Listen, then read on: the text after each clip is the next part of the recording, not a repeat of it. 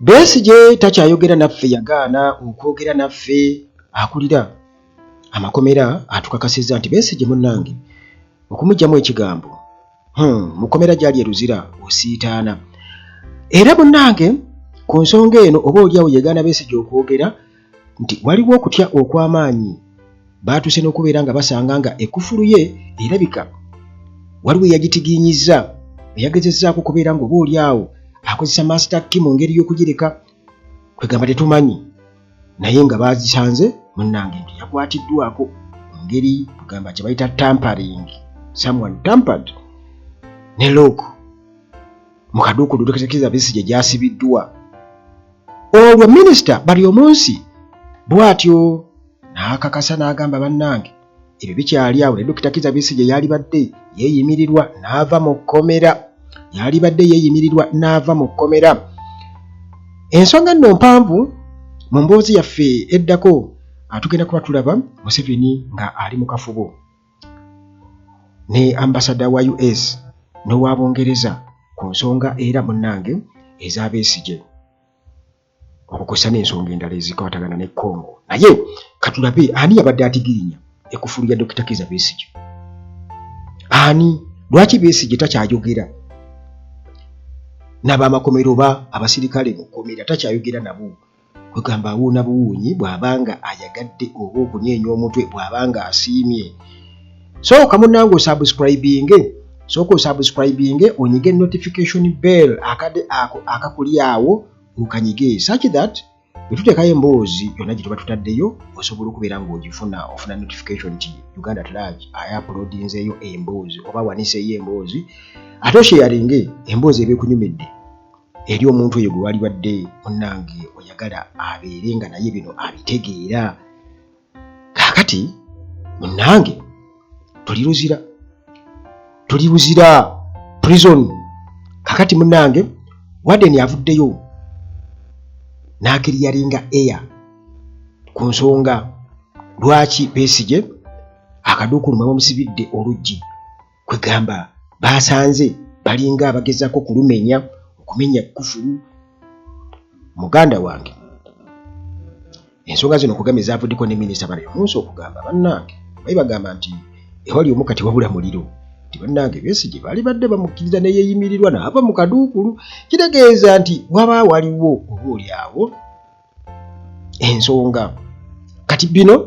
mu maaso g'abantu abamu bayinza okugamba nti drama, abo bali mu drama, oyo ali mu kukola ssente, naye ekkomera muganda wange libeera kkomera. Kati nno era batunyonyodde lwaki Besigye kwegamba bamukuuma butiribiri n'okutuuka okubeera nga ayogerera ku ssimu nga waliwo endabirwamu, tebamukkiriza kwogera na muntu yenna, tebamukkiriza kubeera n'abasibe balala. Ebyo byonna babitunyonyodde mu mboozi yaffe eno, nkugambye tuula butuuzi gwe muganda wange ampuliriza. Kakati munnange officials okuva wali mu prisons eruzira maximum security prison bwe batyo munnange bamaze okubeera nga batuddamu ku bigambibwa nti wabaddewo okutigiinya lock oba akasiba, oba bakozesa kufulu oba bakozesa ki, naye nti wabaddewo okutigiinya kyonna kye bakozesa okusiba ku luggi, kubanga tetulina kifaananyi kye baza tulaga nti kikino ate ffe tetugendangayo. Kakati munnange nti wabaddewo okutigiinya ku luggi lwa Dr. Kizza Besigye. Omanyi wayinza okubaawo embeera nti ngenda kuleka sibe kakati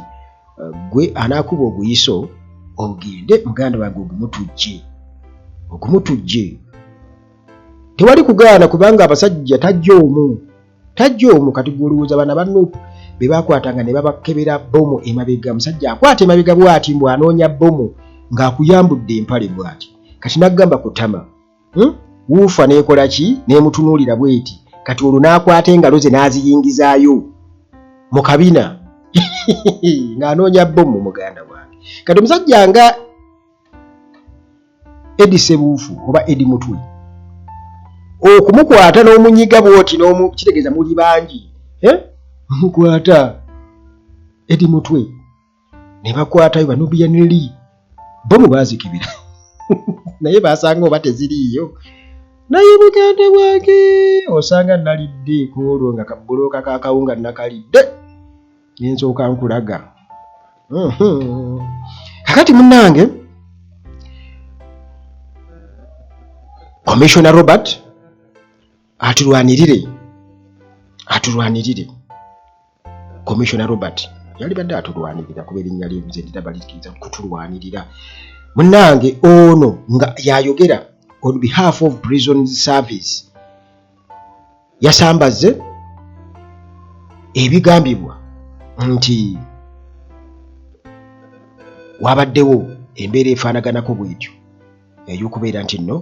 akaduukulu ka Besigye ekufulu baagitegenyezza ne bakola batya n'agamba nti nno waliwo kye bayita routine security inspection era nti bano be baraisinze ensonga eyo nti waliwo inado padlock waliwo ekufulu munda eyabadde tekyakola bulungi mbu yabadde efudde yokka bajoba bagikwana ku mulembe gwa Amin ekufulu eriwuko kati kukulu kwaka kaduukulu nga bagigula ku mulembe gwa Amin nga yeeriko ng'era ekisumuluzo bw'okiraba muganda wange ekisumuluzo nga bw'okiraba kyonna kiringa oba ekiki omudumu gw'emmundu ekisumuluzo kakati era ofuna omukisa n'olaba akwata ebisumuluzo by'ekkomera oyinza okumubuuza okwata biki ebyo kana kamubuuze kale dadi bino ebisumuluzo bikola ki bino biki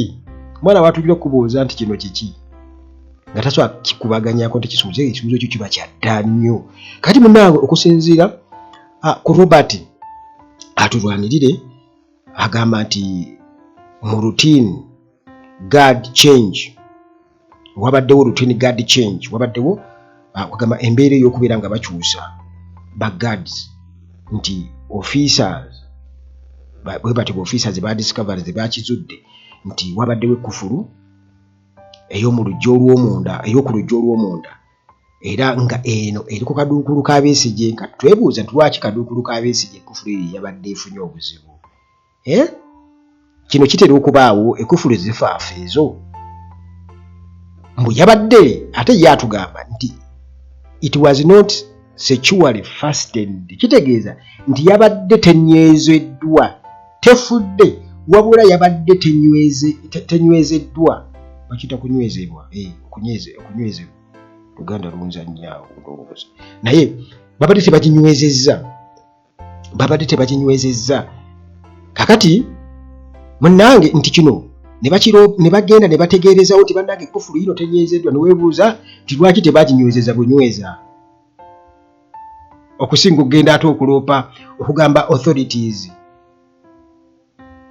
oba buli kimu balina kikola ndowooza tolina kwetumiikiriza ndowooza katono ne bagenda mbu eri abakulira ekkomera ne babagamba bannange ekufulu tebaginywezezza kati atulwanirire oba yabadde alika ne bamukubira essimu ekufulu tebaginywezezza kaduukulu ka Besigye kakati munnange era bw'atyo mbu n'amakinga sure nti babadde bagikanikirawo kati sitegeera ekufulu yabadde tebaginywezezza bunyweza yabadde yeetaaga kukanika nti yabadde efudde kubanga n'okukanika ekufulu si kyekintu ekyangu omuganda wange ampuliriza katugeze ekufulu yeefudde ewaka kikwetaagisa ogikanika oba ogula buguzinda n'oliita endala kati ebyo munnange biri eyo saagala nnyo kubeera nga neetumiikiriza era ono atutegeeza omukulu atulwanirire nti naye oluggi oluggalirawo ddala olw'ewabweru kwegamba nti waliwo oluggi oluggalawo olusooka kati n'ogenda kati buli musibe alina akaduukulu akake mbubwo luno oluggi lwabadde ekufulu yalwo ng'eri tight ng'era nsibe bulungi nnyo era nti ekifo kyonna kyabadde under constant surveillance by security personnel mbu ekifo kyonna babadde bakirawuna bulungi nnyo nga bulijjo bwe bakola kaakati munnange bw'atyo n'atugamba nti tewabaddewo muntu yenna yagezezezzaako okubeera nga atigiinya ekufulu ku kaduukulu ka Dr. Kizza Besigye kano akasonga kabadde katono nnyo mu lujja olw'omunda ku Kadukulu ka Besigye nti wabaddewo akasonga akatono ako nti Ekufulu yabadde tenywezeddwa kikisooka kikyebuzibwa yabadde nfu nakyo tetumanyi naye nti wabaddewo embeera efaanaganako bwetyo era nti ne bakakolako mangu nnyo ne bagezako kukakolako mangu nnyo kakati era munnange bino byonna okubaawo kati bwe tuwulirira bino ajjukira nti omukulu atulwanirira atugamba naye ate wabaddewo okwemulugunya nga bagamba nti ba MP okuli Jonathan Odul nti babadde already baraizize dda alarm nga beemulugunyizza dda nga bagamba nti wayinza okubaawo engeri kwegamba eya security okubeera nti eri compromised era ne batuusa obulabe ku Dr. Kizza Besigye tewayinza okubaawo engeri mugireke Ekufulu nga sinsibe mugireke nga sinsibe gwe just tereka nga sinsibe gwe just kasoogereka nga sinsibe ebisigadde anaatunyumiza kakati bw'atyo Robert atulwanirire nga ono yayogerera ekomera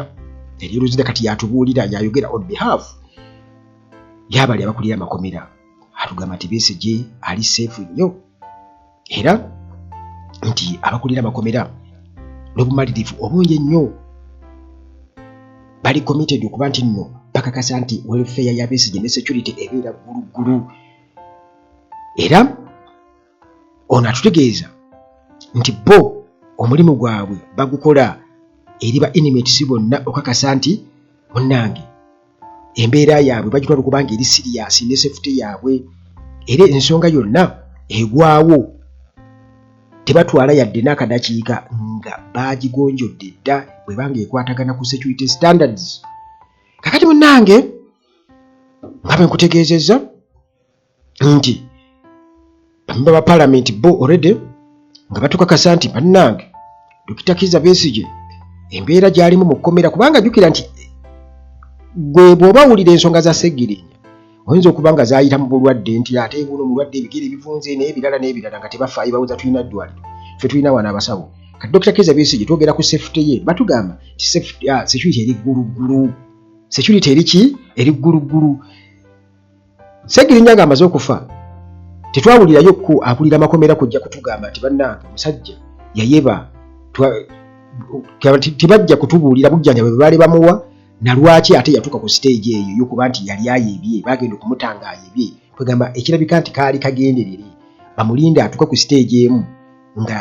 ne bwe bajjanjaba just nti baba balinze bulinzi kaseera afe ka Dr. Kizza Besigye oba oli awo tikati naye kirimu ango ndala naye era nga ansa esigala yeemu nti wanaaviira eno era nga tumaze okukola bwetuti ne bwetuti muganda wange kakati munnange lunaku lwabadde lwakuna komiti eya palamenti bwetu nekyali ku Dr. Kizza Besigye era bwe bakyaddeeyo bwe batyo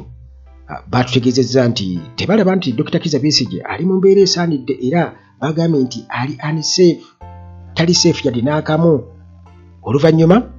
lw'okubeera nti nno Ekufulu yabadde etaataaliganyiziddwa ku kaduukulu aka Dr. Kizza Besigye era nga naawe gwe weebuuze lwaki kaduukulu ka Dr. Kizza Besigye bino munnange tubifuna okuva ku bapaka ba palamenti ababadde bagenza okubeera nga bakyala okulaba ku Dr. Kizza Besigye mu kkomera kakati munnange ng'era abamukomera bwe bamaze okubeera nga batuddamu munnange minisita naye gye yavudde minisita Baryomunsi gye yavudde wali ku media center ono nno munnange yagambye nti bannange nze nsemba Besigye okubeera nga ateebwa Besigye yali badde ateebwa bino nno bigambo munnange okuva mu Minister of Information Communications Technology and National Guidance Chris Baryomunsi agambye nti Dr. Kizza Besigye yandibadde ateebwa bannange yandibadde ateebwa ewali omukka tewabula muliro gwe ampuliriza ewali omukka tewabula muliro nti kino saagala mukitwale nti kiri right. Wateekwa okubanga omuntu yamaze dda okubeera nga asimeeringa rat nti emmese ewunya.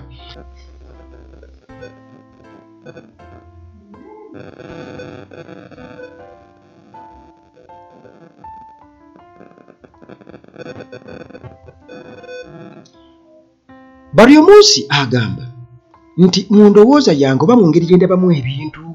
nze munnange nkiraba nti Besigye yandibadde asaba beyiro naddala nga bw'ayagala, oba singa aba ayagadde okubeera ng'asaba beyiro kituufu bali badde bakiteekamu ekitiibwa. Kale oba oli awo okumuwa beyiro nti okukuba kusalawo kwa ba judicial officers, naye siraba nsonga yonna lwaki Besigye baali badde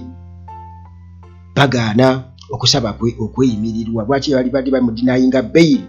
Minisita ng'abyogera talaba nsonga yonna lwaki, kati wali nsonga lwaki. Kiba kitegeeza nti era nga bwe mwalaba ebyabasseggirinya bwe byali, nti byali bijambiya, naye nga kumpi buli omu agamba ebyo byonna bigyweteeka ebisitole tebiriiyo, lwaki tebabawa beyiro? Naye nga Museveni alemeddeko agamba didda. Era nga munnange gwe ampuliriza ensonga zino tetwali zitaddemu nnyo kulowoolereza. Ebiseera ebisinga obungi tugenda ne tubuukira conclusion oba ne tusalawo nti kino kiri bwe kiri, ne tudrawinga lines sometimes nga ziri imaginary, naye nti ebiri emabega w'ebisenge biyinza okuba nga ate birala nnyo, era nga bwe nkutegeezezza nti already ambassador wa US n'owa Bungereza basinkanye ddadde General Museveni, newankubadde nga bye baayogeddeko tetuyinza kuba nga tubitegeera obutereevu, naye nga nkugambye nti n'ensonga ya Besigye yabadde ku mwanjo, ensonga ya Dr. Kizza Besigye, era byonna muganda wange mu mboozi zaffe eziddako awo tugenda kuba tubikutuusaako butereevu akuume.